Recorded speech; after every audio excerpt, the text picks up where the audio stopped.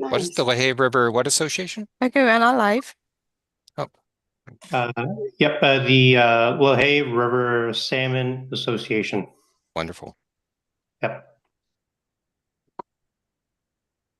Down to Liverpool. So are we live? Yes, we are. Great. Thank you. So hello, my name is Ted Doan, Chair of the Point Pleasant Park Advisory Committee. The meeting's called to order and the time is 4:31. So I'm going to start off with a land acknowledgement. The Halifax Regional Municipality is located in Mi'kmaq, the ancestral and traditional lands of the Mi'kmaq people. The municipality acknowledges the peace and friendship treaties signed in this territory and recognizes that we are all treaty people. So as a standard for our meetings, I'll start with a roll call just to make sure that we have all the members AV working. So first of all, Michelle, just to check with you. Here. Dinah? Yep. Here. Krish? Here. Sam? Here. Spencer? Here. Right. Are there any others that I missed? Okay, that's great. So thank you. We're now going to go to the agenda. So I'm trying to move through all this fairly quickly because we have 3 different presentations today. So we've got the approval of the minutes. So our last meeting was March 6th. I'm just asking if anybody's got any additions or deletions or edits to the minutes. Okay, so hearing none, the motion for this would be that the minutes of March 6, 2025 Point Pleasant Park Advisory Committee meeting be approved as presented. So I'd be looking for a mover and seconder for that motion. I'll move. Okay, so I've Dinah moved. I'll second it. Is that Michelle? Yes. Thanks, Michelle. So we have a mover and seconder. I'll now ask if all those in favor to say aye.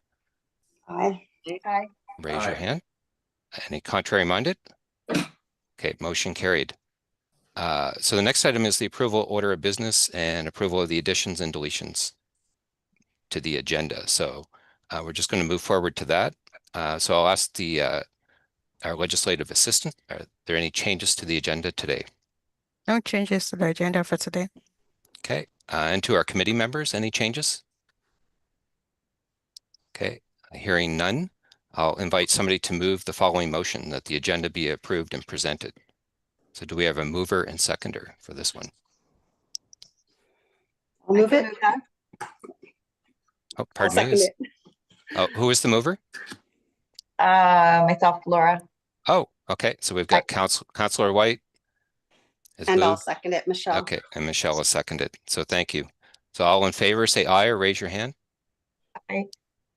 Great. Contrary minded? Motion carried. So business arising out of the minutes, there's none. And now I'll call for a declaration of any conflicts of interest. So if you have a conflict of interest, please declare this now. So to see if anybody has a conflict. Don't think so. Okay, so hearing none, we'll proceed. The next item is deferred business. There's none. And the next item is correspondence. So I'll ask the clerk, has there been any correspondence received? No correspondence received from the clerk's office. Okay, and any petitions to be presented? No petitions received from the clerk's office. Okay, that's great. So we'll just move on to the first presentation, and that's we have Tom Tulloch here. He's I'm going to read his background, and then Tom will turn it over to you. Just a bit on Tom. He served 37 years in the Royal Canadian Navy as a naval warfare officer, having commanded HMC ships at sea, deployed on operational and staff tours abroad during the Cold War years, and later throughout the Middle East. He served as the Director of Programs at the Canadian Forces College in Toronto, and as a Canadian Naval Attaché to the UK, he was decorated for leadership on counter-piracy operations in the Indian Ocean. Tom holds a BA specializing in history from Dalhousie and a Master of Science Studies from RMC. He's a fellow of the Royal Institute of Navigation. On his retirement, Tom has been indulging his interest in the defenses of the Fortress Halifax. He's honorary director of the Halifax Military Preservation Society. And I actually did a tour with Tom of Point Pleasant Park on the fortifications as part of one of the Jane's Walk, and it was absolutely fascinating. It was a great experience. Tom has a wealth of knowledge and is quite a historian on Point Pleasant Park and the fortresses there. So, Tom, I'll hand this over to you. Well, thank you very much, Ted. It's an absolute pleasure to have a chance to address this group. Councillor White, a pleasure to see you. I'd also like to thank David Goff, who was instrumental in getting us together to facilitate this presentation. Olawami, if you'd like to bring up the presentation, I'll speak to the first slide. We have an absolute, oh, that's not the first one. If you go right back to the beginning of it, we've got an absolute gem of a historical sites right on our doorstep here. What we have in Point Pleasant Park forms the most complete collection of defenses in Canada in continuous use over a 2-century period. Olawami, I wonder if you could pull that back to the very first slide. That one's well into it.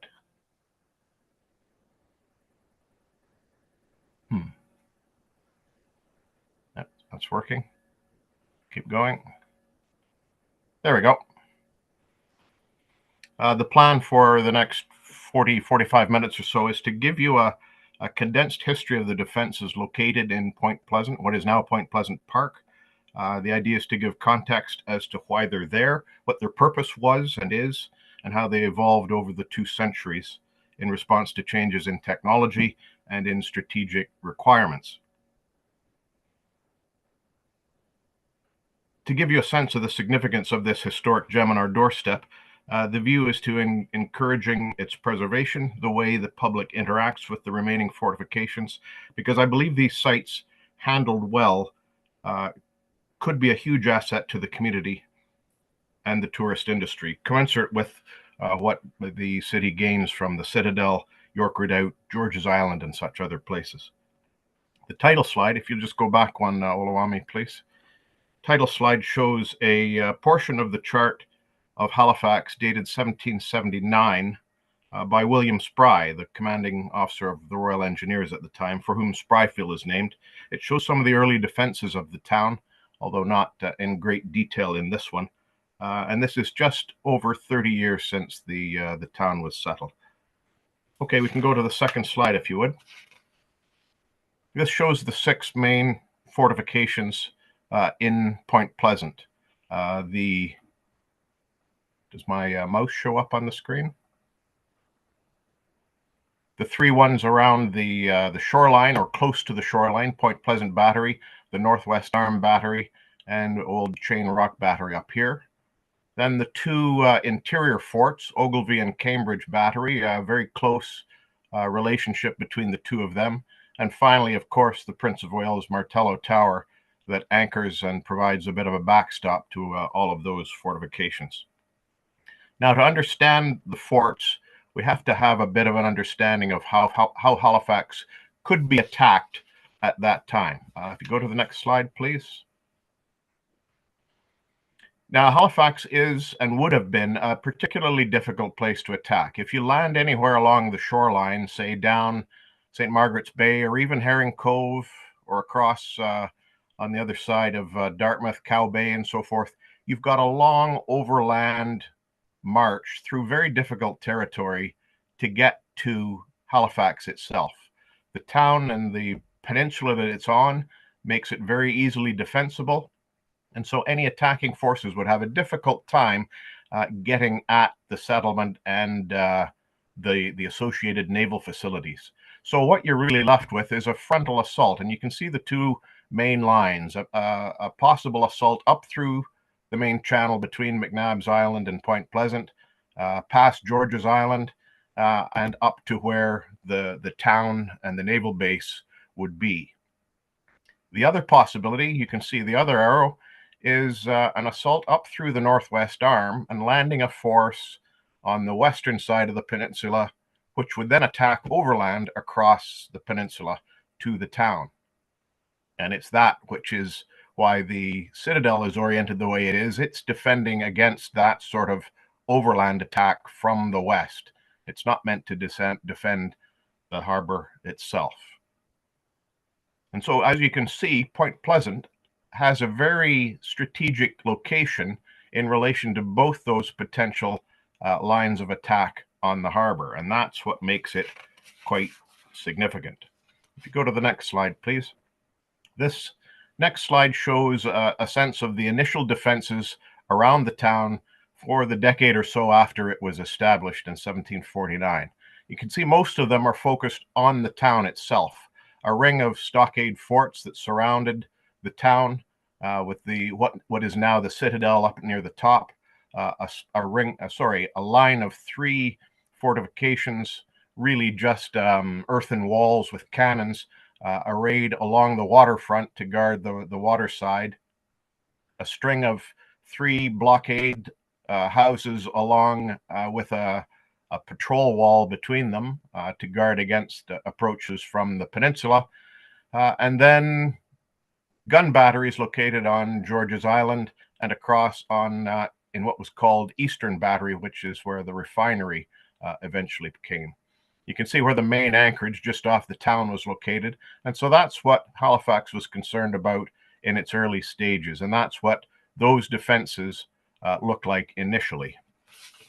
If you go to the next slide, these are some images of some of the types of fortifications that you'll see. In the top right, you can see a view that takes in the stockade wall that surrounded the town, and you can just make out some of these stockade forts, the 5 of them that were positioned around the town defenses. Eastern Battery over in the Dartmouth side, that gives you a good idea of what these earthen walls with straightforward naval cannons mounted along them would have looked like. George's Island in the middle at that time was just a series of earthen walls with cannons mounted behind them, much like Eastern Battery. And then you can see a sketch of the peninsular blockhouses. These blockhouses were prefabricated blockhouses, much like what you'd see up at Fort Edward in Windsor, if you've been up there. Identical to that. They were made, and then the idea was to ship them out so that they could be erected very quickly. And those were very much an integral part of the early defenses. They were scattered all around the Halifax area, and indeed farther out around Nova Scotia in general. Next slide, please. Now we fast forward a little bit into the 7 Years' War, and this is where things start to get a little more interesting for Point Pleasant Park, because in 1762, Halifax gets a scare because the French take St. John's, Newfoundland.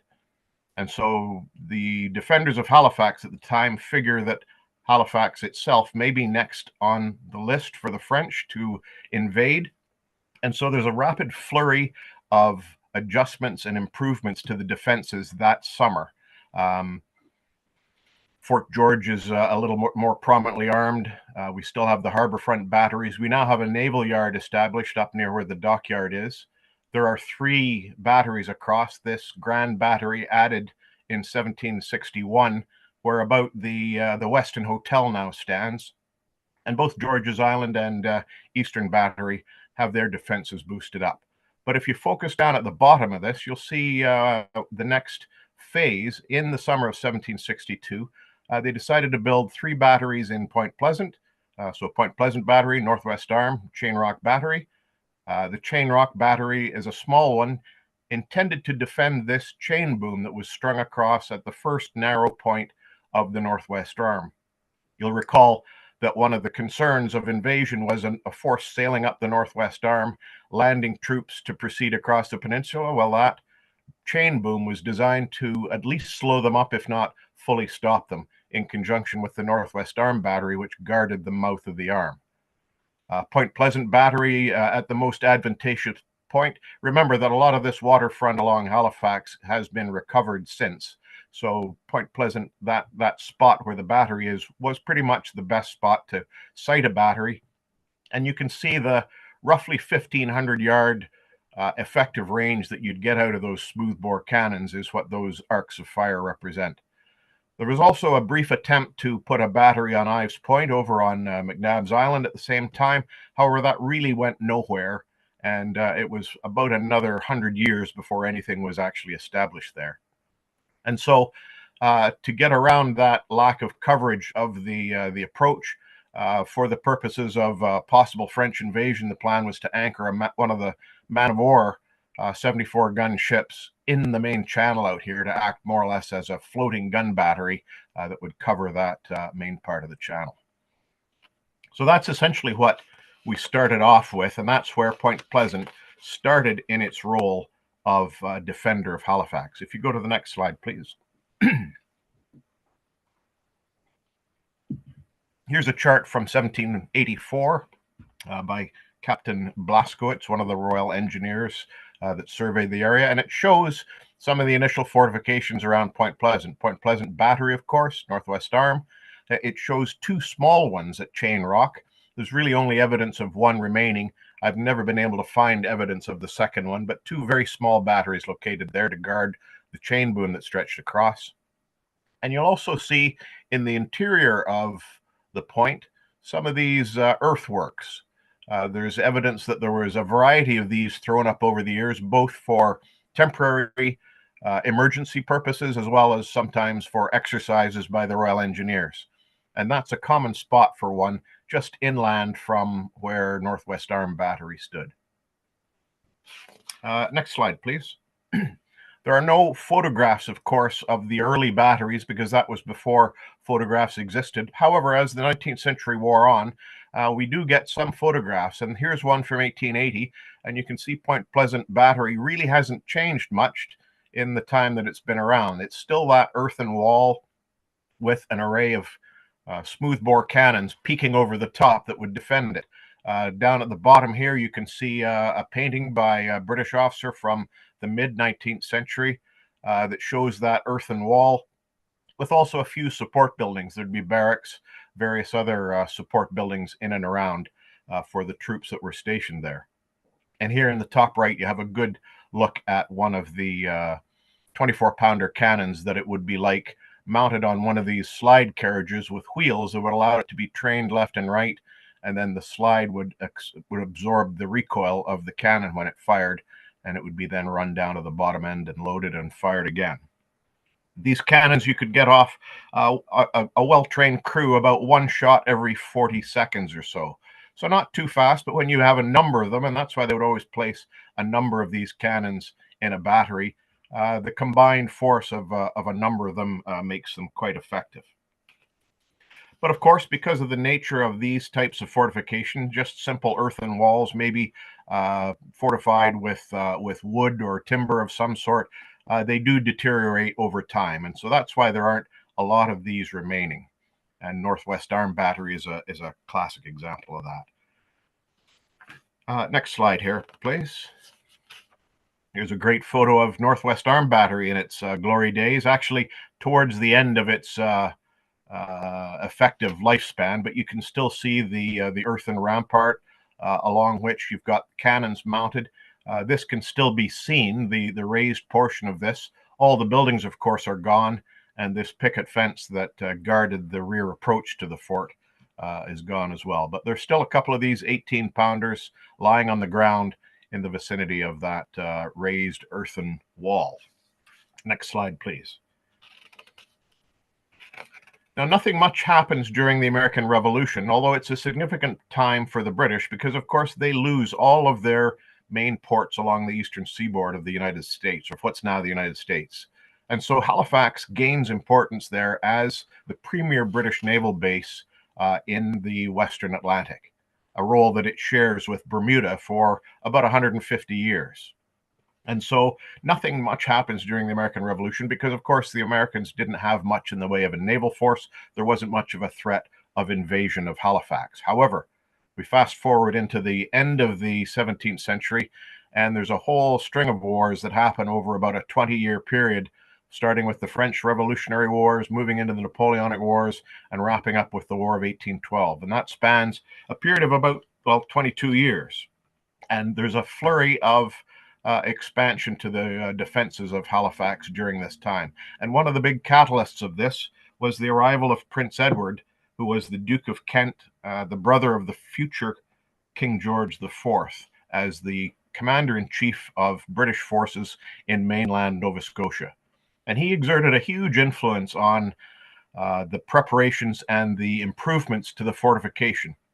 He had a big thing about round structures, and it's from him that we've got the Princess Lodge, the St. George's Round Church, and one of his favorites, the Martello Towers. And this is where the Prince of Wales Martello Tower comes into play. built in 1796 under his instructions. And it's one of 5 Martello towers that we had in Halifax at that time. Another one here at York Redoubt, which was named Fort York at that time. There was also a Martello tower placed at Fort Clarence, another one at Fort Charlotte, and eventually one here on Major's Beach named Sherbrooke Tower. So we had 5 of these at one time. Prince of Wales Tower was the first and is the most impressive of the bunch. It's quite a structure, and Parks Canada has done a superb job of keeping it in good shape. But what we also get is Fort Ogilvie constructed at this time, much different than the way it looks right now, but it was intended to cover more of this northern part of this approach channel in conjunction with Point Pleasant Battery, which was up-armed and covered much of the southern approach. We still had the chain boom across Northwest Arm, and we still had Northwest Arm Battery and Chain Rock Battery. But you can see they've started to push the defenses out a little bit with construction of defenses at York Redoubt and then at Sherbrooke Tower, trying to close off or at least defend this first choke point where the harbor starts to narrow after the opening area of the approaches. Next slide, please.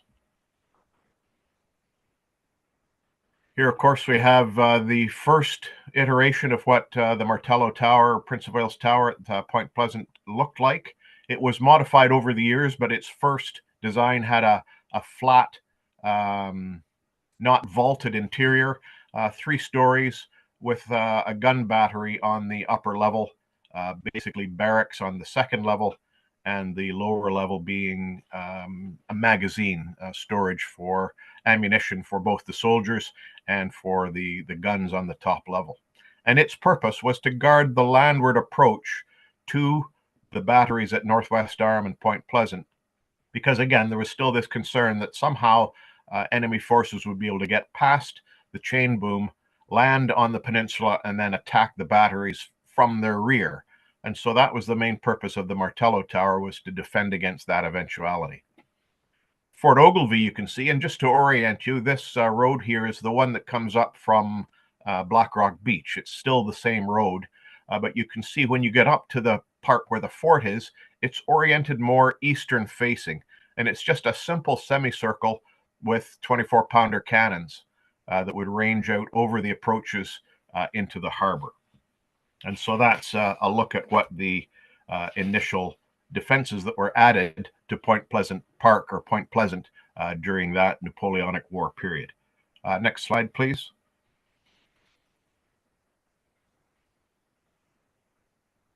Not a particularly clear slide, but if you're familiar with this massive piece of work by John Toller, who is a draftsman and surveyor with the Royal Engineers, he surveyed and produced a phenomenal chart of Halifax that stretched all the way from the basin all the way out to Major's Beach. And so I've blown up this one portion of it because it does illustrate those initial fortifications that were in place around the French Revolution, Napoleonic Wars. Point Pleasant Battery there, Northwest Arm Battery here, Prince of Wales Tower here, and the new Fort Ogilvie located up over here. It doesn't mention Chain Rock Battery here, but there is a very small indication of a fortification down at the end of that road. So that's a look at what they were. Now, those fortifications stayed much as they were for the next half century. There was no real advancement because following the War of 1812, there was very much a peace, certainly in this part of the world. And so any military fortification money went into building the citadel into what it is now over the first half of the 19th century. And it wasn't until the middle of the 19th century when technology started to explode. And this thing that you're looking at here was one of the main drivers that changed the fortifications of Halifax around mid-century.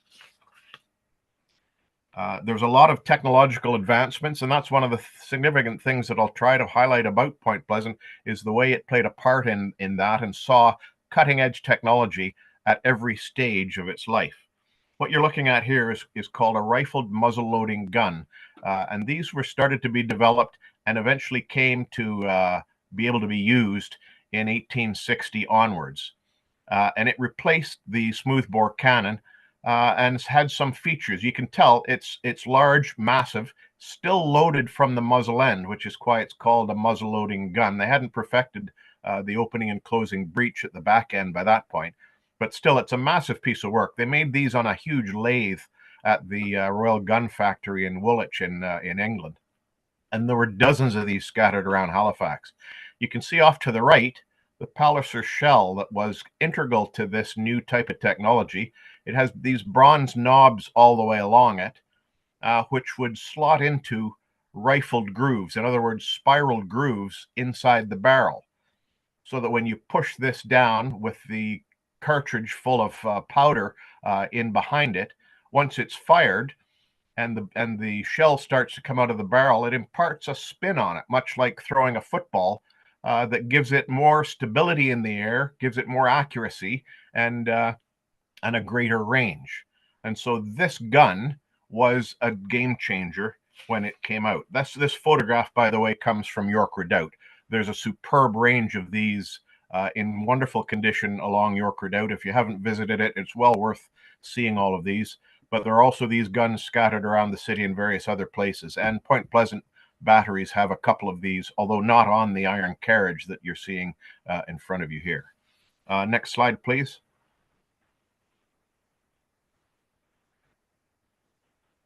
This gives you a sense of comparison between the old smoothbore cannon and the rifled muzzle-loading gun. You can see they're not that much longer. However, the weight goes from just over 2 tons to 12 tons for one of these things. The range doesn't increase appreciably. However, look at the difference in the weight of the projectile. 24 pounds, 10 times that when we get to these rifled muzzle-loading guns. When we talk about a 9-inch muzzle-loading gun, that's the diameter of the barrel, also the diameter of the shell that it fired. And so around Halifax, we would have 7-inch, 9-inch, and 10-inch rifled muzzle-loading guns. Those are the different sizes of them. They existed right up to 12-inch, but 10-inch was the largest we had in Halifax. The shell had a cavity inside that would contain explosives and also a percussion fuse at the pointy end, so that when it struck something, that would ignite the powder within and the shell would explode, causing immense damage. And these were phenomenally powerful. One of these guns was capable of smashing through 12 inches of wrought iron at a range of 1,000 yards. So it changed the whole defensive posture of the harbor. And a well-trained team could get about 1 round of this out about every 3 minutes. So the rate of fire slows down from these, but the amount of power that it's generating is improved. Next slide, please. And what's worrying, of course, is that other navies start putting these things in their ships.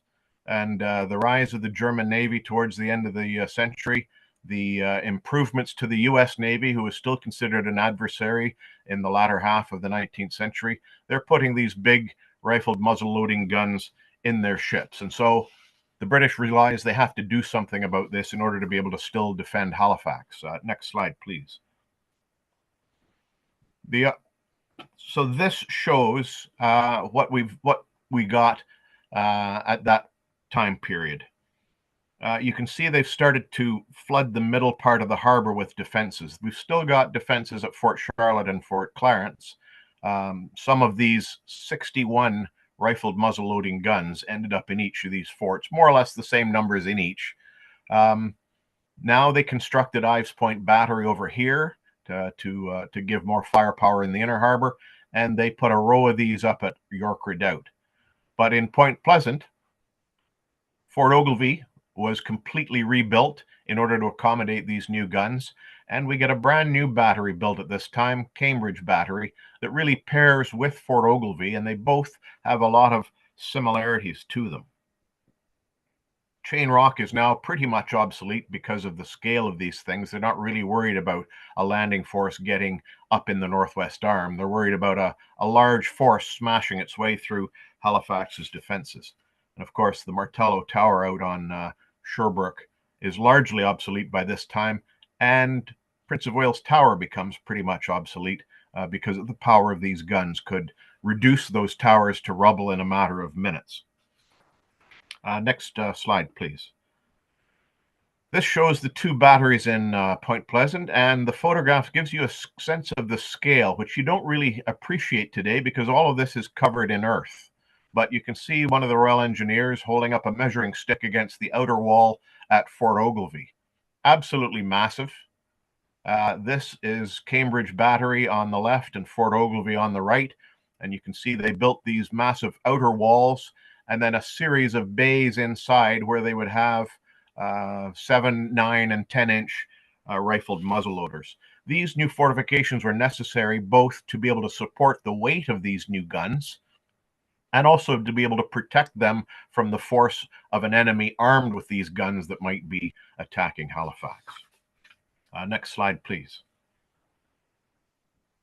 You may be familiar with Hopkins' Atlas of 1878 of Halifax, a superb resource for historians. And this shows the two new batteries, Fort Cambridge here, sort of halfway between the Martello Tower and the waterline, and also Fort Ogilvie up here, holding its key position on that high ground overlooking Blackrock Beach. Both of these forts pointing to seaward now, rather than worrying about guarding the narrow channel entrance. Next slide, please. However, those guns aren't the only thing that's coming along. We also have a new threat consisting now of steam-powered torpedo boats. And these are small ships, very fast, armed with torpedoes. They start to appear during the late 1870s, and you can see the Germans really seize onto this. And there's hundreds of them in the German Navy by the late part of the century. And then coming along a little bit later on is submarines. Very stealthy, armed with torpedoes, being developed in the late 1800s, but really being introduced towards the end of that century. So these are two new threats that there's concerns that these rifled muzzleloaders, remember, they can only get off a shot every 3 minutes. So they're not really equipped to deal with these new types of threat. So a new technology is needed. If you go to the next slide, and this is one of the things that comes out next, mines. We think of mines being a place to close off an enemy port or to cause an enemy some difficulty in accessing a part of the ocean. However, Halifax used these in a defensive fashion for most of the last quarter of the 19th century. Again, this is part of the technological explosion at the end of the 1800s. Explosive technology allowed wet gun cotton to be used as a charge in these things. The development of electricity was used for the electric fuses that ignited these, and as well the batteries that stored the power, the electricity, in order to power these mines. There were also advances in optical position finders that allowed observers ashore to observe the minefield, and we'll get into that a little bit more. And also the telephone, introduced in the 1870s, allowed defenders at different locations around the harbor to communicate instantly with each other in order to coordinate their defenses. If you go to the next slide, please. Now this shows where the minefields were planned for the entrances to Halifax Harbor. So in 1873, the British set up this submarine mining establishment on the northern shore of George's Island. The remains of much of that are gone, or sorry, much of it is gone. There are some remains still on the northern part of the island. The plan was given about a week's notice of hostilities, they would assemble the mines, the component parts of which existed on George's Island, and then boats would bring them out and put them in position in these three minefields, one to block off the Northwest Arm, one to block off Eastern Passage, and then the main minefield in the main channel into the harbor. About 150 mines were required to do this, and they had two types of them. One was a simple contact mine, which would be moored up close to the surface, but underneath the surface of the water so it couldn't be seen. And an enemy ship coming in, striking one of these mines, would cause it to explode. But of course, you don't want to do that in your main channel because you still need to use the port for your own shipping in and out. And you don't want mines up near the surface that are going to impede your own ships. So there was a second type of mine called an observation mine. These were moored deeper so that ships could safely sail across above them without damaging. And they were watched from observers ashore. If you go to the next slide, please. 2 observation points were in position to watch this minefield. One over at Ives Point at Ives Battery, and the other one in Point Pleasant at Fort Ogilvie. And you would have an observer, that's what this shows, an observer watching the minefield from within this observation point. A very small structure consists of a little walkway slant tunnel that takes you into the observation point, and that's what the photographs are showing. These are quite recent.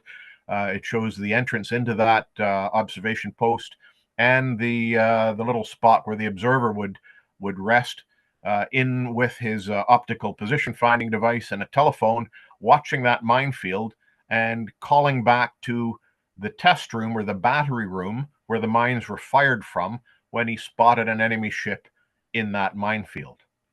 And these, certainly the observing station still exists just down the hill from Fort Ogilvie in Point Pleasant. The test room or the battery room, which fired the mines and which is where all the batteries were kept, there's no sign of its existence. I believe it's still there underground, but it's been completely buried over.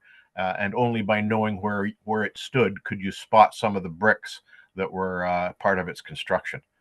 So that was the minefield that existed. But of course, the problem with an observation minefield is you have to be able to see the enemy ships, and that's difficult at night. So another technology came along. Next slide, please. And this was used in Point Pleasant as well as around the harbor, and this is searchlights. So from about 1886, you see a series of the first searchlights to be positioned in and around Halifax so that they could light up the approaches and see where the ships were approaching the minefield to be able to coordinate that attack, and also use them to help the guns to fire on ships that were attacking the harbor at night. This was carbon arc technology, and it produced the first working searchlights first in the Franco-Prussian War in the 1870s, and they were first installed here in Halifax at 7 locations around the harbor, including Point Pleasant, starting in 1886. Next slide, please. This shows Point Pleasant Battery, rather. It shows the battery as we know it along the waterfront, with this structure that you'll have seen if you've walked along the road in Point Pleasant, passing Point Pleasant Battery. This wall is actually where the engine room and fuel stores were that generated the power to power the 2 searchlights, which were located over here a little bit further to the west, and that's what they look like. These square boxes of concrete, more or less, with a bricked-in circle on the front of each. The westerlymost one is almost completely destroyed, but this eastern one, you can still see that bricked area where the searchlight lived inside there, about 36 inches in diameter, and powered by that engine room. The engines were powered by kerosene, which just incidentally was invented in the mid-1800s by Nova Scotian Abraham Gessner, who is buried at Camp Hill Cemetery, in fact. Now, remember, I talked about the big rifle muzzle-loading guns being too slow to deal with these fast-moving targets. If you go to the next slide, please, Oluwami. So they came up with this.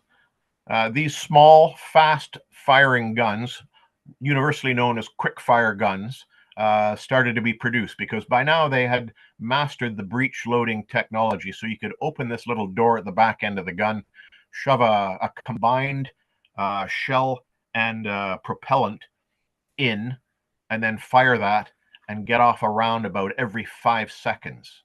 So a well-trained team could fire around about every 5 seconds with one of these. And even though they're relatively small, by getting out a shot that quickly, you can really do some damage against small, fast vessels that are trying to get into the harbor.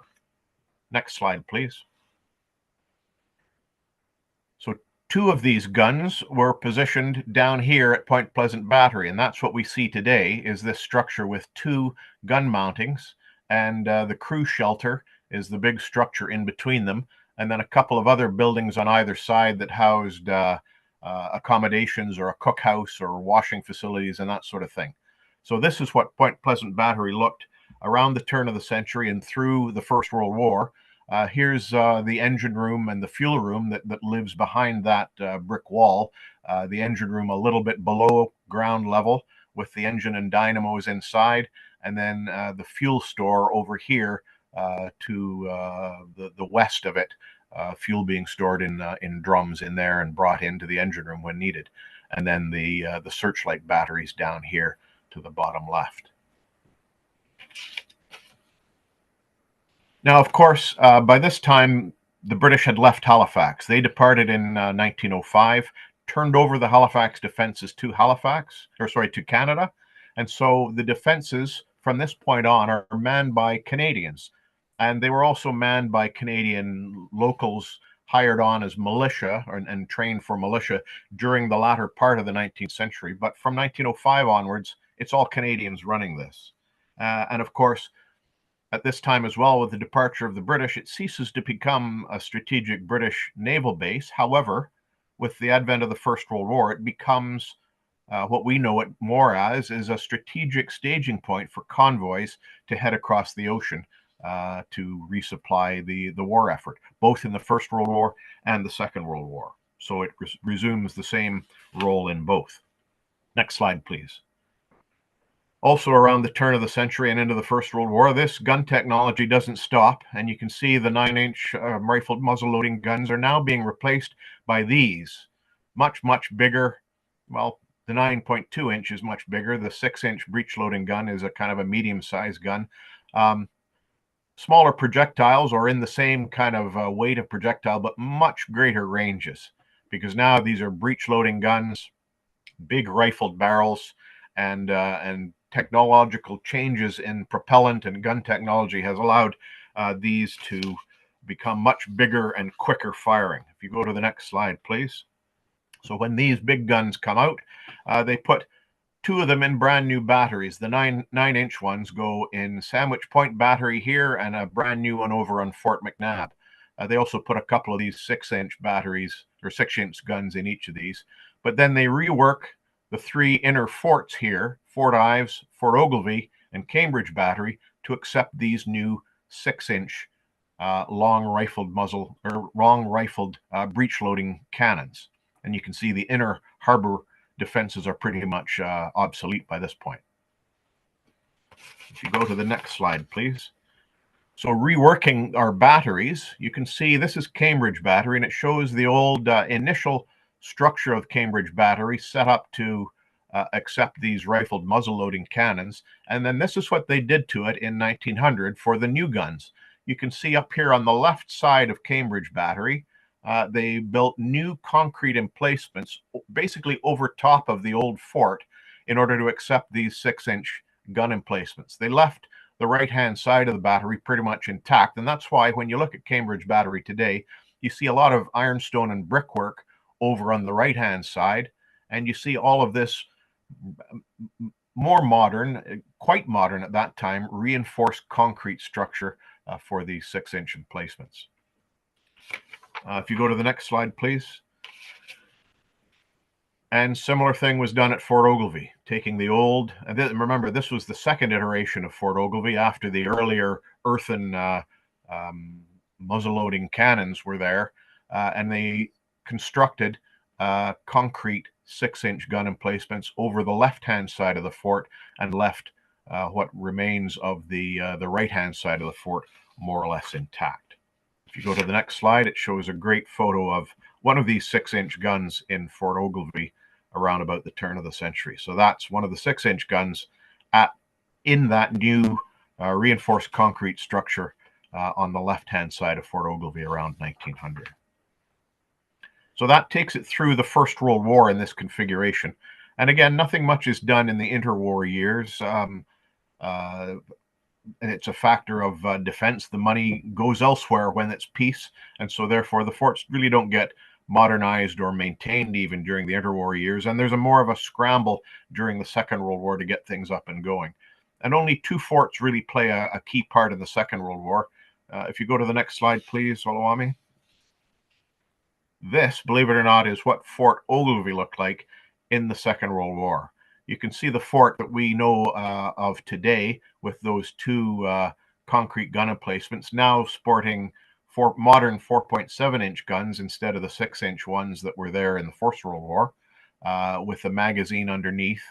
and an underground shelter. There's the back wall. And then look at all of this wooden barrack structure that was added on at the rear end of the fort during the Second World War. And so this served as barracks for artillerymen. It served as a training establishment to train artillerymen in coastal defense. And the 4.7-inch guns provided some degree of defense over the inner part of the harbor if anything were to get past the outer main guns that we saw there. Next slide, please. And the other location that saw service during the Second World War was Point Pleasant Battery, and it got 2 brand new state-of-the-art searchlights at that time. You can see this photograph taken about the mid or late 90s shows where the searchlight battery used to stand before it crumbled and was bulldozed away sometime during the early part of this century. But Point Pleasant Battery sported 2 of these searchlight positions, one just to the immediate east of the old battery, and a second one up where the Bonaventure anchor now stands. It's long gone. I believe they used the base for that searchlight emplacement as the base for the Bonaventure anchor memorial that stands there now. The generators were much smaller by this point, and so rather than using the old engine room, they just installed the new compact diesel engines with General Electric generators within what was the old crew shelter in between the old gun positions. No guns were mounted on the battery during the Second World War. It was purely a searchlight position at that time. And next and last slide, please. So that pretty much covers the presentation as I wanted to give it, to give you a sense of why things exist, where they do, and what the rationale was for the batteries and different fortifications in Point Pleasant. As you can see there, it spans 183 years of active defense of Halifax, from smoothbore muzzle-loading cannons with round cannonballs firing over top of earth ramparts, up to modern rifled breech-loading guns in reinforced concrete emplacements. Also incorporated defensive minefields, quick-fire guns, searchlights, always on the leading edge of whatever military technology was producing at the time. Some very much leading edge stuff happened here. Remember as well, it was initially manned by the British. However, it also used artillery militia drawn from the local population through the latter part of the 19th century. And then for the last 40 years of its active service, from 1905 and through the First and Second World Wars, was purely defended by Canadians. It's an absolute gem of history right on our doorstep. And I've discussed with Ted already the possibility of following this presentation up with a walking tour that takes us through the main forts of Point Pleasant. And we have a date in mind for that, which I'll let Ted mention. We could also think about opening that up to members of the council and perhaps members of the community, of anybody that's interested in tagging along for that. And I'll just put in a plug. This Saturday is the James Walks series again, and I'm going to be giving a guided tour of the historic sites within Stadacona at CFB Halifax, the part between Gottingen Street and Barrington. And that's at 1 o'clock on Saturday, if anybody's interested in that. But that's all I have. And thank you for allowing me to present today. Great. Thank you so much, Tom. Very informative. For the date, the walk, we were thinking Tuesday, May 27th at 5 p.m. And people could meet at Black Rock Beach in the parking lot right there. So, yep. So if anybody's interested, and as Tom mentioned, that would be open to members of this committee, members of the public, and members of council. So basically anybody who's interested in attending. Tom, if you're open to it, I'd love to open it up to members for questions.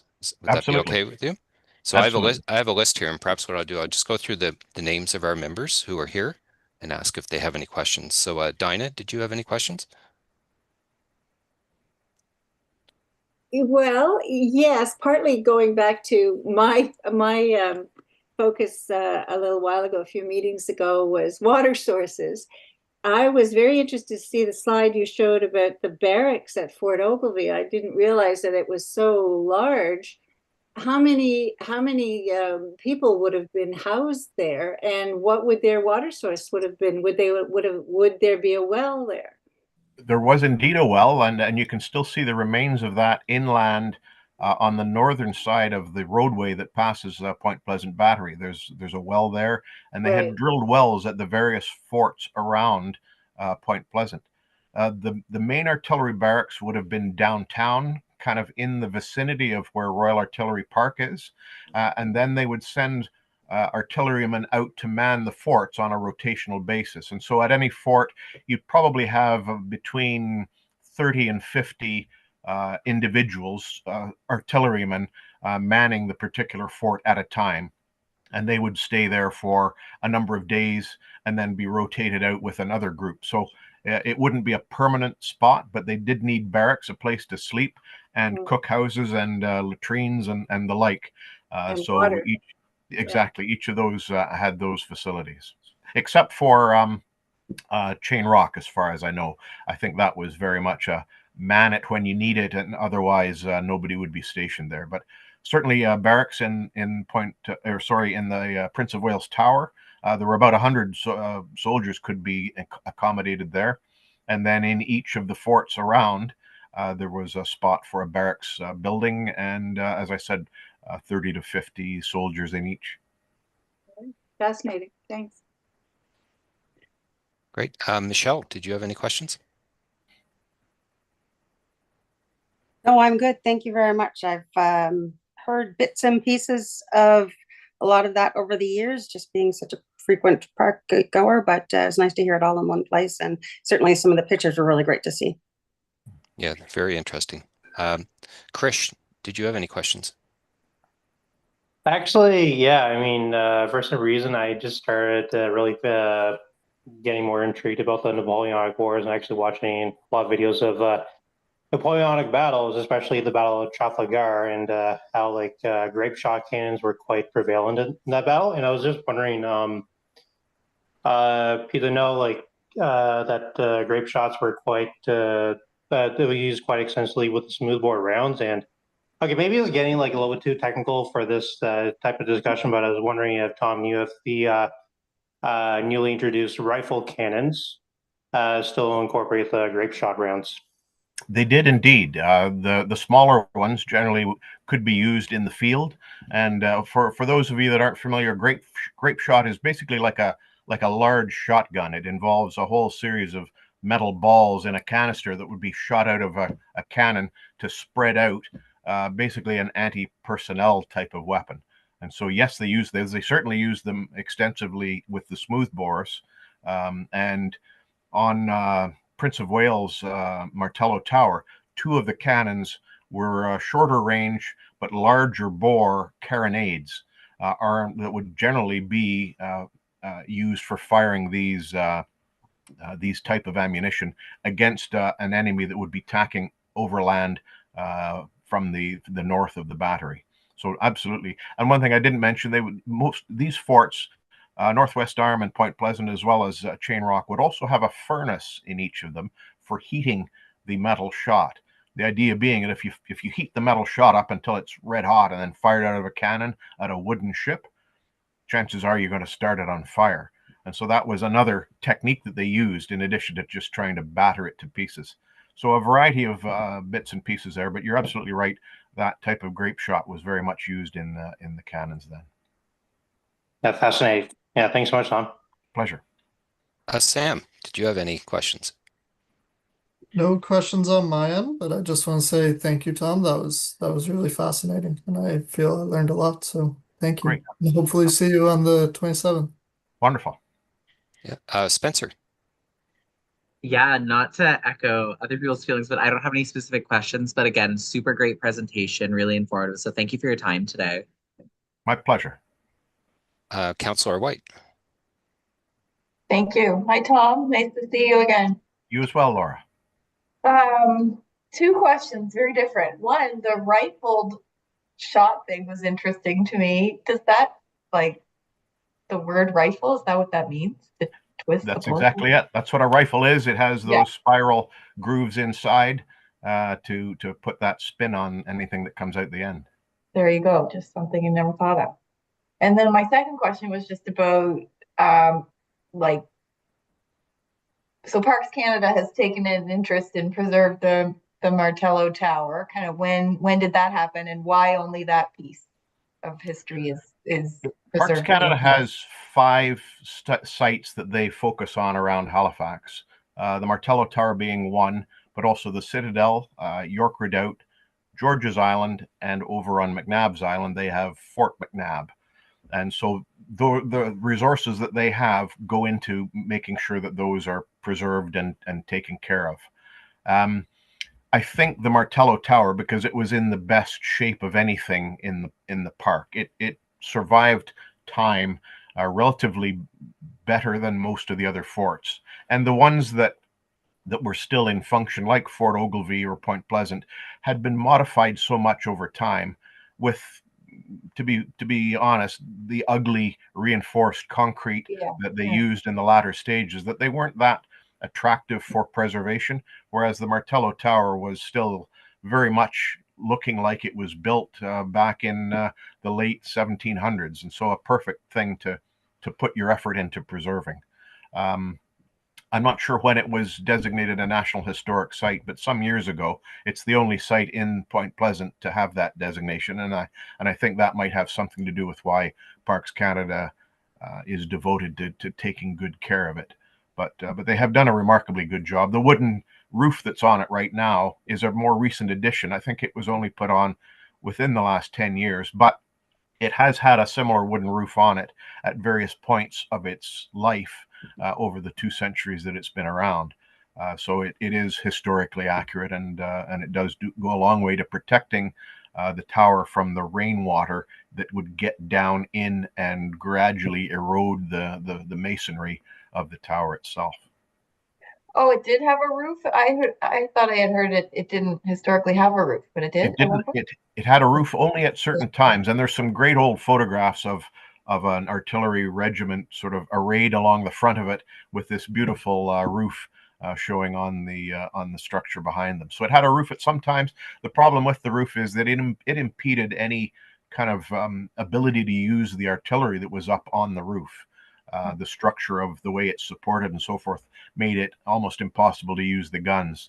So I think it was only when the tower became more or less obsolete as a defensive structure that they then put a roof on top of it, and then it disappeared with time. Perhaps it didn't get maintained and it fell apart, but it was roofless for a number of years, and now it has another one. Okay, well, that's great. Thank you so much. My pleasure. Great, thank you.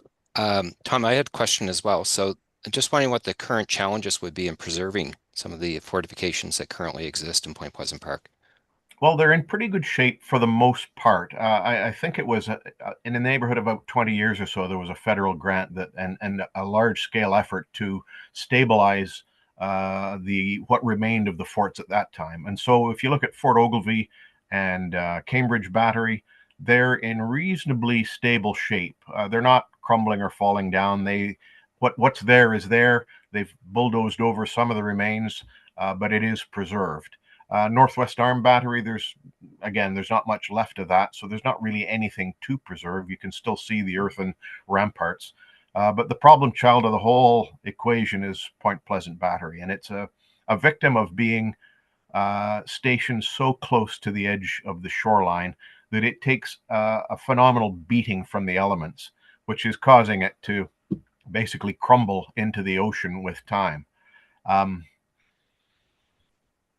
I would love to see something done. I'm not an engineer myself, so I don't know what's in the realm of the possible. I can't imagine it being restored to its condition that it would have been in, say, in the First or Second World Wars with the reinforced concrete. I'm not sure that it's worth that, but there are enough elements remaining there that something could be preserved. Certainly the engine room and that area behind, there's still some remains of the searchlight positions, and there is still some of that concrete structure still standing that could perhaps be stabilized in a fashion, getting rid of maybe some of the worst crumbling bits and pieces.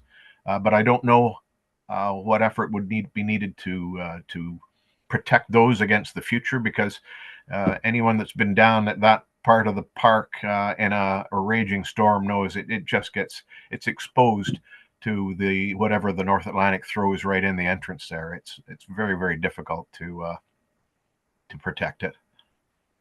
Great, thanks. Some of this unique heritage that we have in Point Pleasant Park could certainly be leveraged for tourism in the future too, I would think. Do you have any thoughts on that?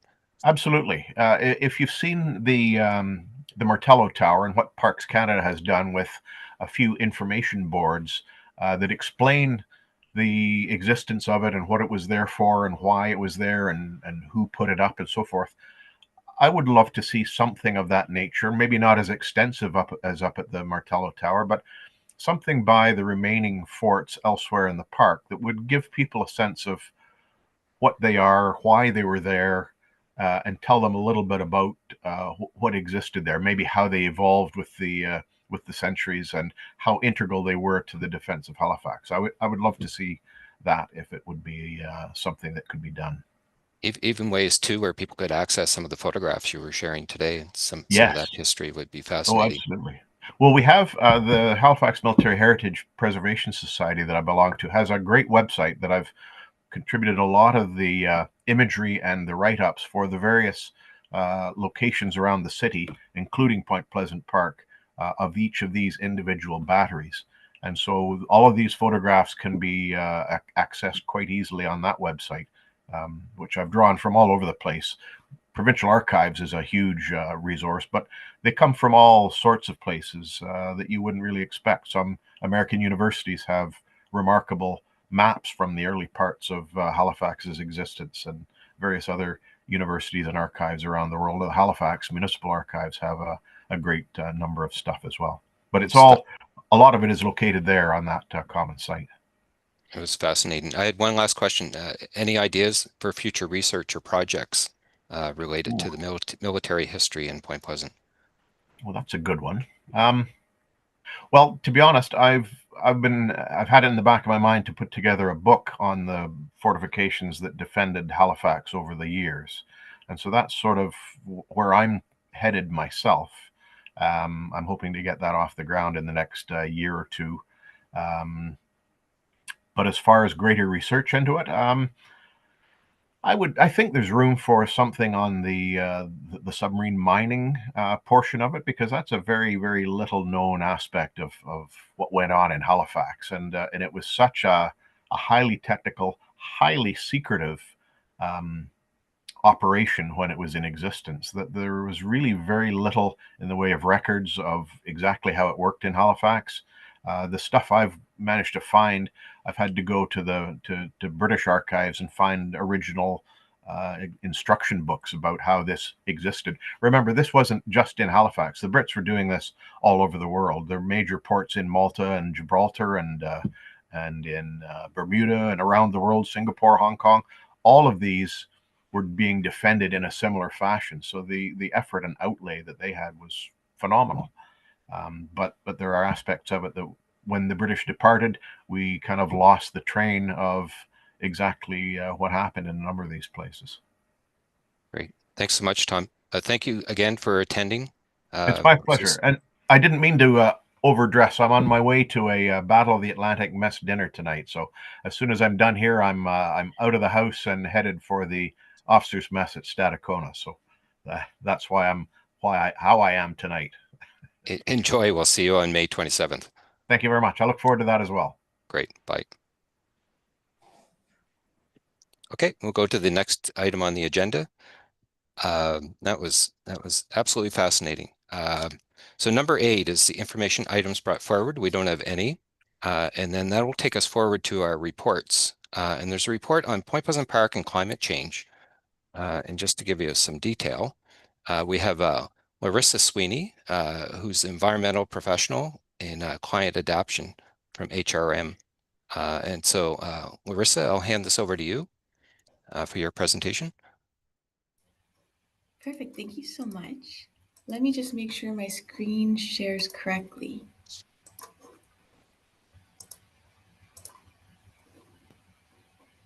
All right. Can everyone see that okay? Yes. And can you see my notes or not my notes? Not your notes. No. Perfect. I can't see you right now, so hopefully that's okay. Okay, so Looks great. perfect. Thank you so much for having me here today. I'm going to talk a little bit about climate change in Point Pleasant Park and a program called Coast Reach. As mentioned, my name is Larissa Sweeney, and I'm a climate adaptation specialist with HRM. And when we say climate adaptation, if you're wondering what that means, it's preparing for and adapting to the impacts of climate change. And one of the ways we often sum this up when we're telling people about what we do is we say we're working on making infrastructure more resilient and working on fostering more resilient communities to be able to withstand the impacts from climate change.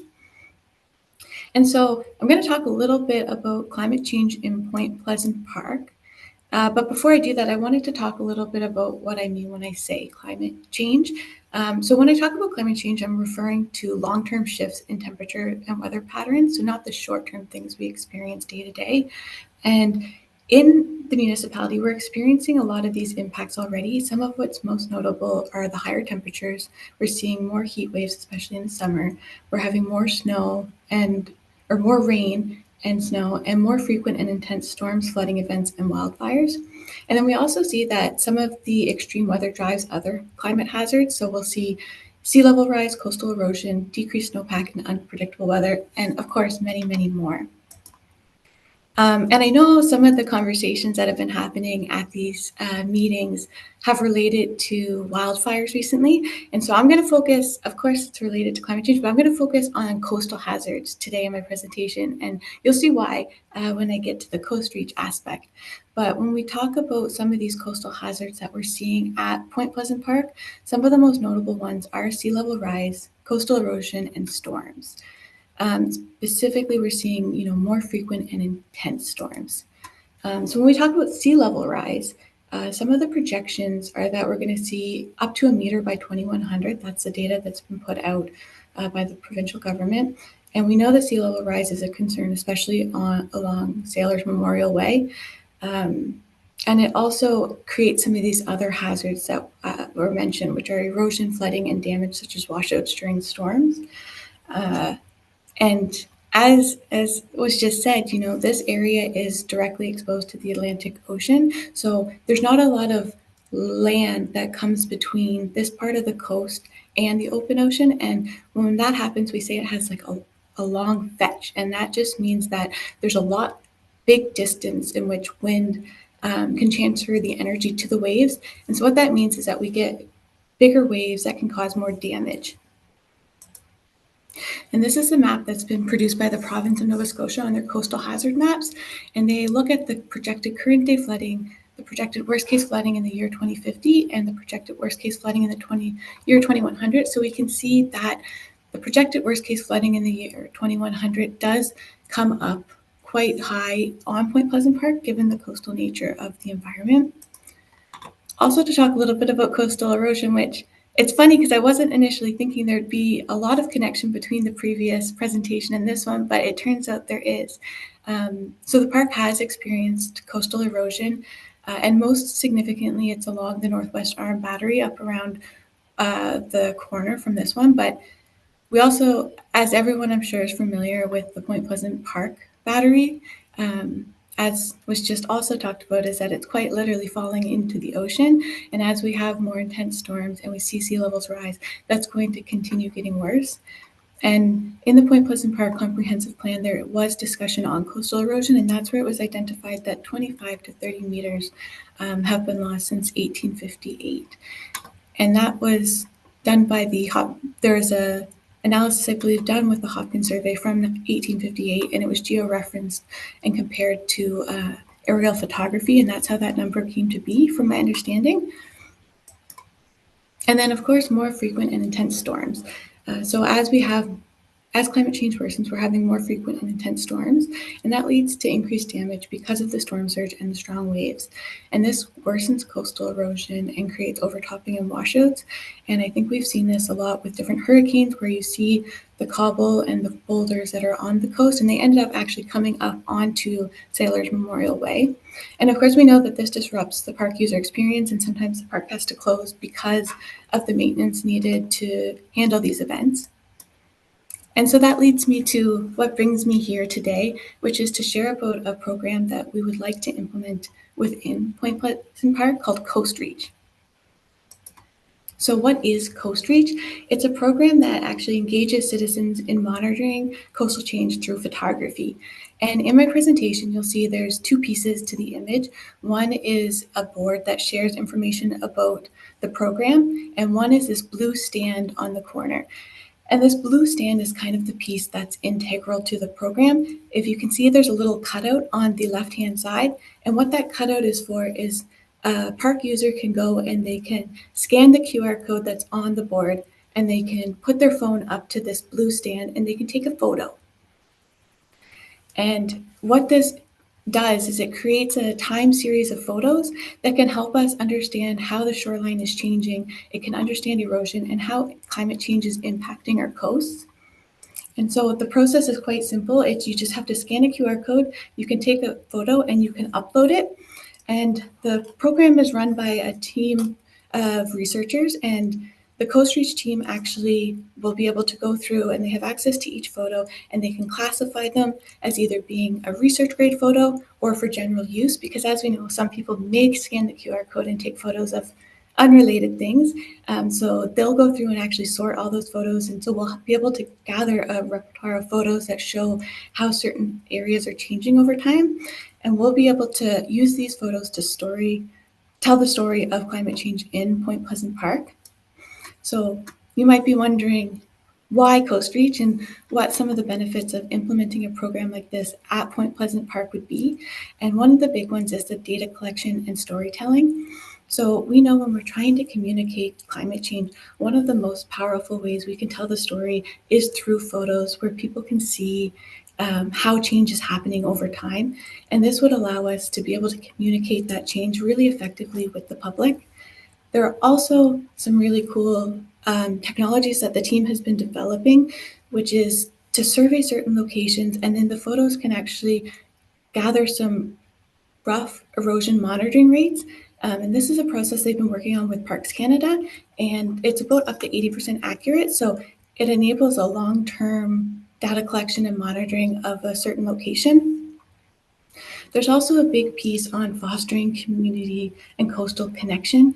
So by having a community member or park user engage with their local environment in this way, it's not only increasing environmental awareness, but it's helping create that stronger sense of place and almost a stronger sense of stewardship over the park. And then it also promotes engagement. So what's really cool about this program is it fosters two-way communication with park users. As you know, there's lots of signs in Point Pleasant Park, but this is not only providing information to the community, but it's allowing them to provide their information back to us. And that can be really important for encouraging kind of open dialogue with the park users. And then the last one is community support. So as you may be aware, there's ongoing design work to look at shoreline improvements in Point Pleasant Park. And by having a program like this, it can really help build an understanding on coastal change, and it can help generate buy-in from the park users because it helps understand what's going on. It brings them into the conversation. And then if shoreline improvements are implemented, it helps foster that better understanding of why something like this would be needed. This is just a really cool example of how it's been used. So there's an adjacent initiative called the Coastie, and that's run by Parks Canada, and it's run by the same folks who run Coast Reach. And this is how it was used at Cavendish Beach in PEI. So Hurricane Fiona did a lot of damage to PEI Island in general, and this beach had one of these stations set up, and they were able to see how the dune was impacted from Hurricane Fiona. So it was able to capture a lot of information and erosion rates from before and after, and they were able to estimate the volume of erosion of the volume of dunes that was lost. And so it's very powerful to communicate with the public in this way. So I would like to request approval from the community to implement Coast Reach sites at Point Pleasant Park. And of course, I'm happy to talk about this and answer any questions that you might have. Great. Larissa, thank you very much. So what I'll do, I'll put it out for questions to the committee, and I'll start with Dinah. Did you have any questions?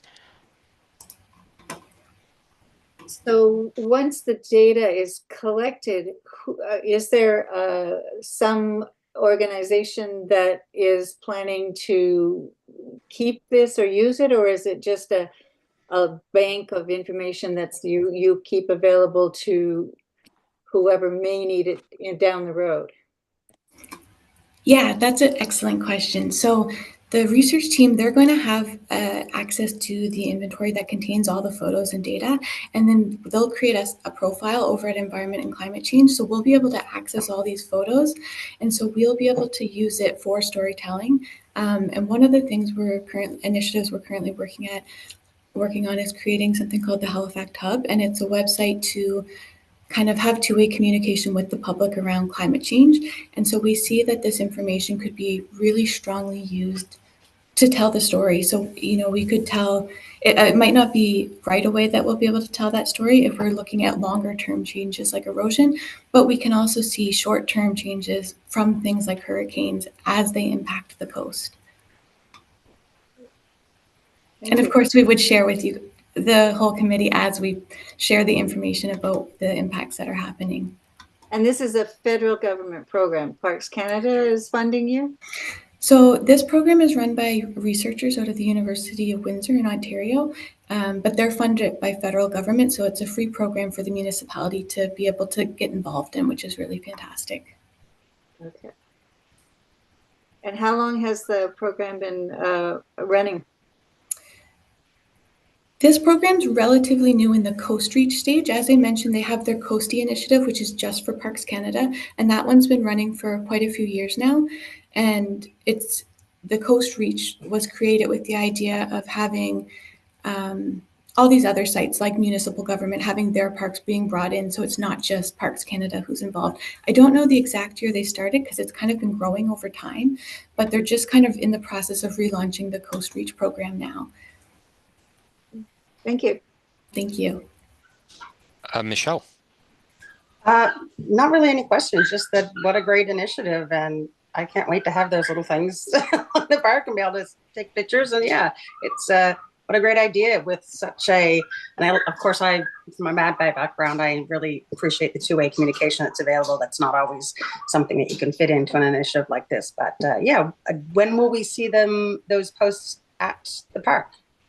So I guess the one main piece is that we have the opportunity, the folks at Coast Reach are really great, and they said essentially we can design the signage as we want, and then they can just give us a QR code. So the way I see it is, well, we haven't talked too much about what that sign would look like because we want it to obviously come here first, but we could kind of design it and present back potentially to the committee because I think it's a great opportunity to talk about also climate change, why it's important, why we care about it, and to share more information.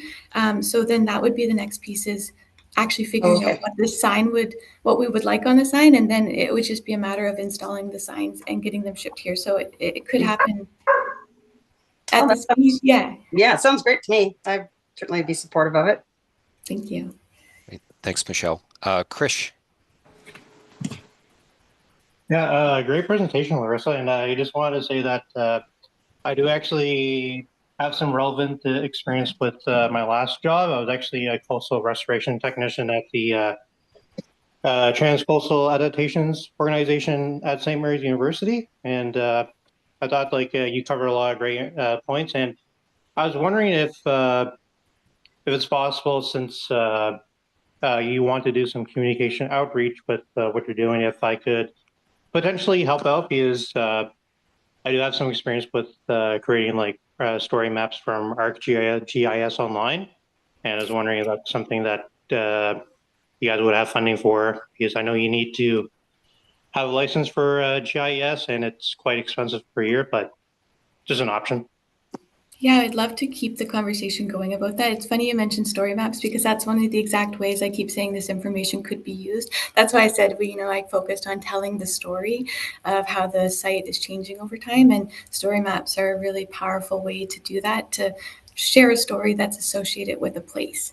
I would certainly love to continue the conversation. I actually, I think we've met before, Krish, and I did my undergraduate degree with Danica, so I'm very familiar with the work of Transcoastal Adaptations. Yeah. Oh, excellent. Great. Thank you. Thank you, Krish. Sam. Great presentation. You actually answered my question. I was going to ask about signage and if that can be kind of customized, because I think it's a really great opportunity with those signs to kind of tell the story or start the story, as you said. So you can kind of get the ball rolling with that communication piece on kind of climate change threats to Point Pleasant. Overall, I think it's a great initiative. I love citizen science. I've worked with Parks Canada in the past and I've seen kind of the benefits and how much community engagement you can get. So I think it's great, and it's also an opportunity to start thinking about some other kind of outreach activities you can pair with something like this, especially in the early days. Like I think of like bio blitzes and things like that that can kind of drive further engagement and kind of build that community connection. But yeah, overall, great, and thank you. Thank you so much. Great. Thanks, Sam. Spencer. Yeah, I don't really have any specific questions on anything. I just think like, yeah, it sounds like a really cool initiative. I love the ability to have like community engagement with this kind of thing as well. Like just making kind of like patrons feel like they have ownership as well, I think is really important in this type of thing. So I think it sounds really, really cool. And yeah, your presentation was really fun. So thank you. Thank you. Great. Thanks, Spencer. Councillor White. Thanks, Larissa, for the presentation. I guess my question is just procedural. Like, I was pulling up the terms of reference here. Like you need our approval, or it's kind of like you just wanted to run it by us. Like we can't make motions or. So we do have a motion that would recommend this to Halifax West Community Council Okay. for approval. Okay. So Got that would be our next step after this. Right on. Yep. Okay. Anything else? Just one note on that there, Ted. We don't really need to bring it to Halifax and West Community Council. We can just move forward with it. There you But go. we did want to inform you guys what we were doing. In case Okay, so you don't even need a any motion major then. objections, but we can just move it ahead with it. There you go. That's great. Yep.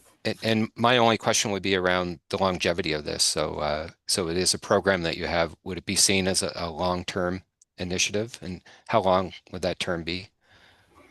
Yeah, the idea is long-term to collect data over time. The only potential risk would be if their funding ran out, but they do have quite big investment because they are working with Parks Canada. But then there would be conversations of, I think, if we could fund this internally to continue the program going for our sites. Because I think we do see a lot of value and importance, both for the monitoring, but also the communication with the community on coastal impacts. Yeah, and for me, the one thing I'd want to see is kind of that ongoing maintenance so that the sign looks fresh and the paint isn't peeling off the you know, the viewfinders and, you know, that type of thing. So thinking of it on the long term. Okay, that's great. Well, Larissa, thank you very much. That's all we have. Thank you so much for having me. Yeah, and it seems like you've got lots of support from the group here. Okay, that's great. So we'll move on to the next agenda item, which is the operations update. Ian Kennedy is here, Supervisor, Major Parks West, just to speak to us about the operations.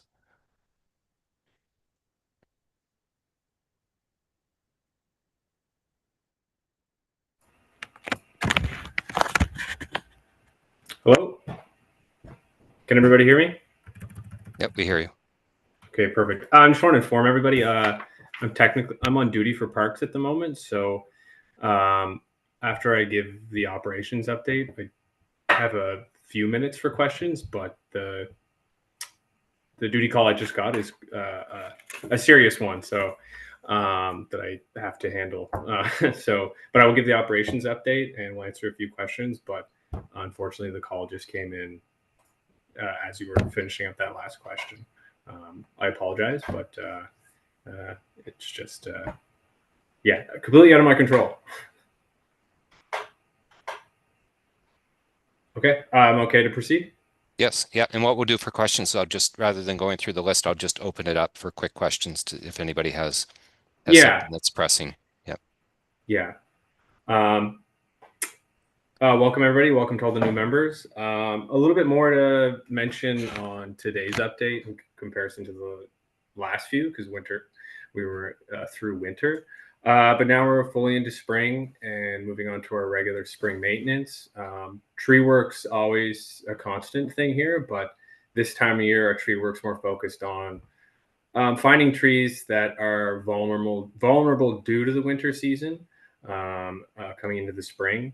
And especially this time of year where we have a lot of rain and we have a lot of wind, those trees that have sustained damage over the winter, we're now seeing that damage because they are uprooting or toppling from the wind.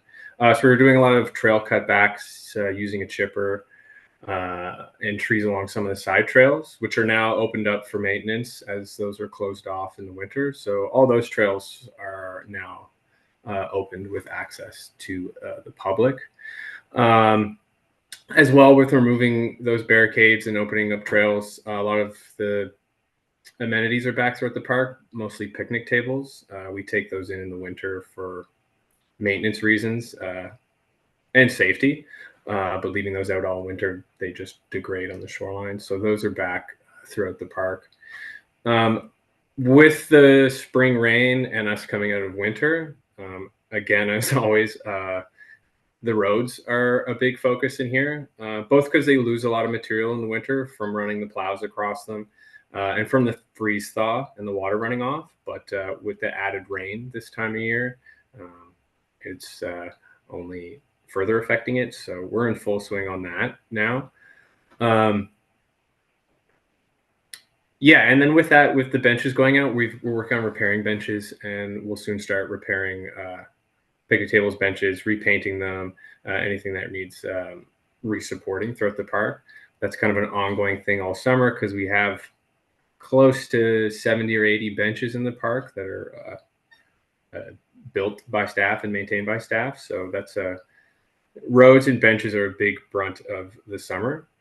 And then with that coming in the spring, the portable toilets have returned to the park, which is great. There's one on Sailors Memorial and two in both the upper and lower parking lot, which is great too. There's a lot of access right now at the playground, and not having a bathroom there in the early spring was a bit of a difficulty, but having those there now alleviates that. Aside from that, next week we are getting all our seasonal staff back, which is great.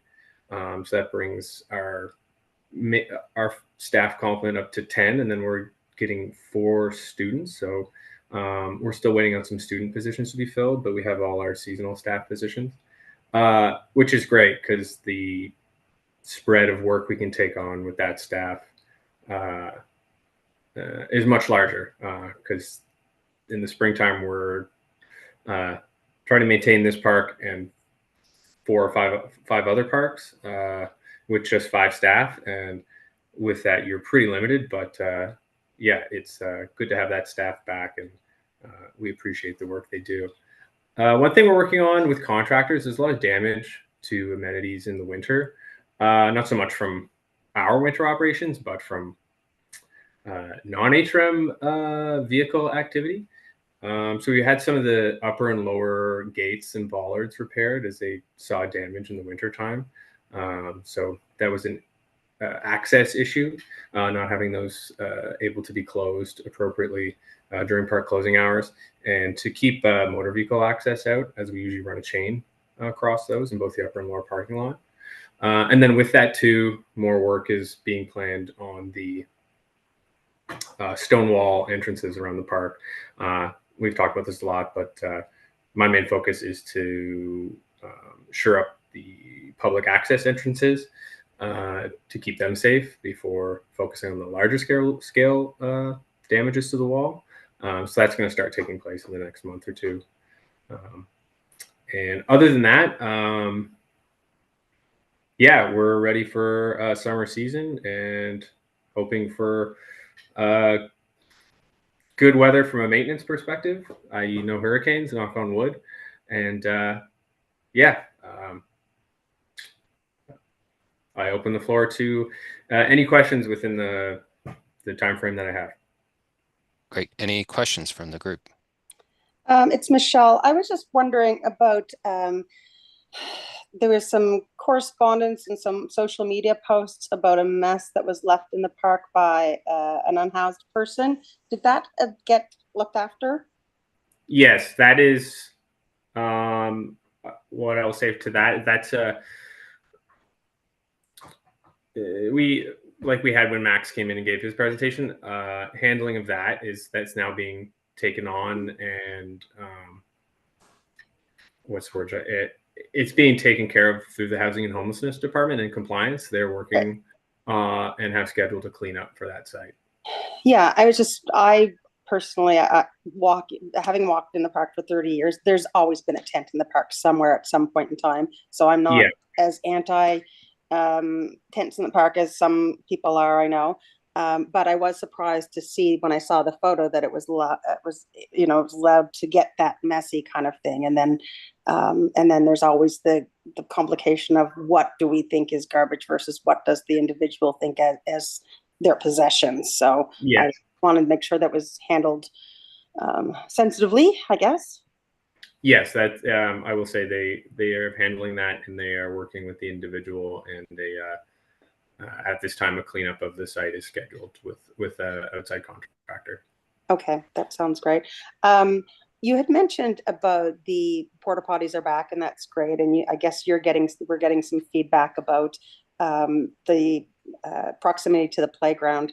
I still feel levels of uncomfortable. I guess I'm uncomfortable with the playground and concerns about the potential for off-leash dogs to be running into children or to be pooping there. And even if someone's picking up after it, the users that go there with kids for the park, I just see like it's an accident waiting to happen as far as confrontation goes. But my understanding is that when I looked it up I actually used Google, and it's like 200 meters from the Shakespeare by the Sea building, which with the bathrooms open all year round. So what's the concern about bathrooms? Like my kid is 25, so I don't know what the bathroom or the facilities situation is at any other park playground you go to in the park. But like I was seeing that there was a lot of social media talk, and the park itself was being crapped on because of like, oh, why didn't they put this infrastructure there? And I'm like, are there bathrooms at every park in the city? And is 200 meters or 300 meters that far to walk? I can't speak to the physical abilities of those who can or can't. Yes. No, I don't mean meters, but I will say there are not bathrooms at every park, and definitely not every playground. Yeah. So we don't see from a maintenance perspective or from an operations perspective the need for additional washrooms. If there's two that are that close, and then for half the year there's 4. It just seems like there's not a lot of people don't know. People go there to play with their kids, and then they don't know how close. They don't even know where the bathroom is or how close. In regards to the dog matter, that section of the road is technically a no dog zone after 10 a.m. Isn't it before that though? Before that, yeah. So it's off leash before 10 a.m. So no, I know. I'm very familiar with the rules. Yeah. But where that park is, that's not where the off leash after 10 a or no dogs after 10 a.m. starts, is it? From my understanding, it starts at the washrooms at Shakespeare by the Sea. I've never had that clarified for me. My understanding was that it started right at the beach type of thing. Oh yeah, so it's like right where Sailor's Memorial starts until it reaches back around to Purcell's Landing, past the summer house. Okay, that's good to know. We're getting signs. The first step is we're installing signs at the playground to inform the no dogs on playground, to kind of add to that. We don't want to intensely up the signage, but that is the first step. Okay, good. No, I mean, as I said, I'll just chime in too, as an off-leash dog walker. I don't want to jeopardize anything, but I also think it's an accident waiting to happen, to have that section just because of the access to the parking lot and now access to the playground. I really think that section should be a dogs on leash at all times part, and then, you know, continue with the before 10 a.m. at Black Rock Beach. But that little section between Shakespeare by the Sea and the beginning of Black Rock Beach, I've seen dogs running into off leash, running into the playground and scaring kids, and even parents with kids with dogs off leash that are running out of the playground. And then I've seen dogs run into the parking lot, you know, that are off leash there. And I also agree with you, and I don't want to see a whole lot of signage going up, but, you know, just a slight tweaking of that one section between the playground now and Shakespeare by the Sea to just have it an on leash section, because there are enough places in the park that are just on leash. So I don't know what the process would be to get that little tweak made, but I think that's really important, because I can just see a dog running into the playground and running after a little kid and, you know, thinking it's a toy and giving it a nip. And Right. Krish had a comment too. I can speak to that, Donna, just quickly. So we are reworking our procedures for on-leash and off-leash dog parks this year. So we can work that into the conversation and see what we can do there on that one. What does that mean exactly? What does it mean? Basically, there's a policy behind like off-leash parks and all that stuff. And it's all on our website. If you search off-leash HRM parks, it's all on there. So essentially what we would do is we're going to review that internally and see if everything makes sense. Does it work with what's in the field, right? That's essentially what we're doing. So are you suggesting that there might be changes to off-leash areas in the dog park, or in the, off-leash areas in Point Pleasant Park? I can't really speak to that right now. We're going to have to review it and see. But will it be reviewed, I guess? It'll be reviewed, of course. Yeah, we'll review everything. Okay. Yeah. That'll be interesting to see, I guess. I can tell you that it drives me crazy. I don't know if I thought there was going to be more. I guess, you know, we're never going to get back to having a park patrol, but there was going to be more monitoring, and the fact that so many dog walkers or dog owners will walk out from along, you know, say I'll use Memorial Way back to the parking lot with their dogs off leash, let alone on leash, after 10 a.m. drives me crazy. But at that point there, one thing that bothers me is that I understand where they expanded the no dogs allowed, to include that field along the water.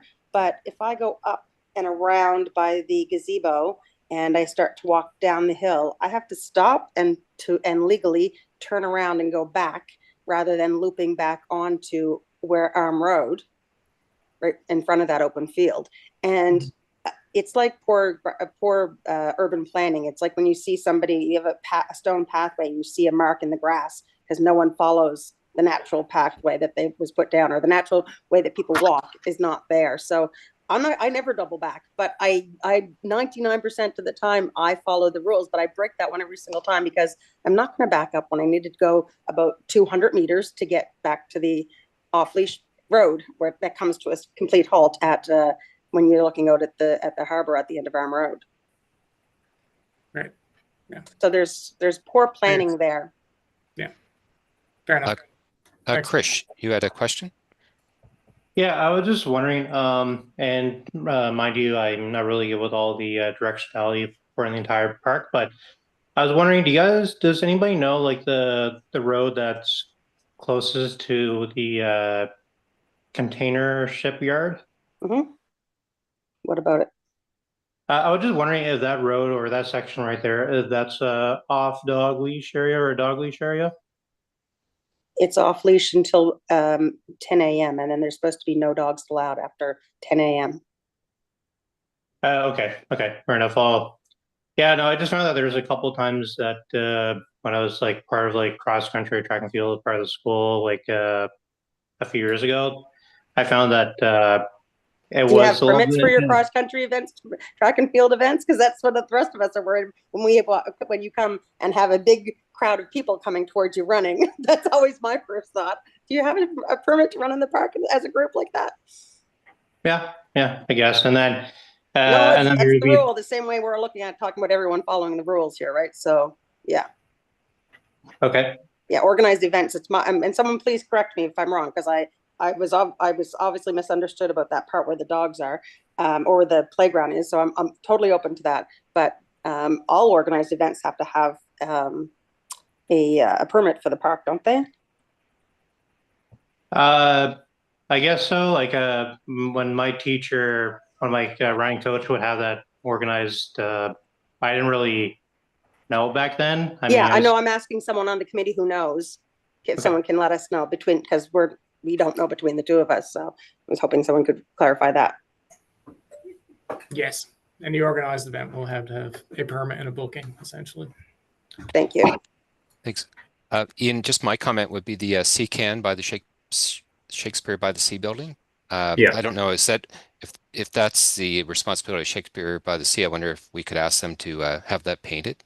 Just looking like a kind of a eyesore right now. Yeah.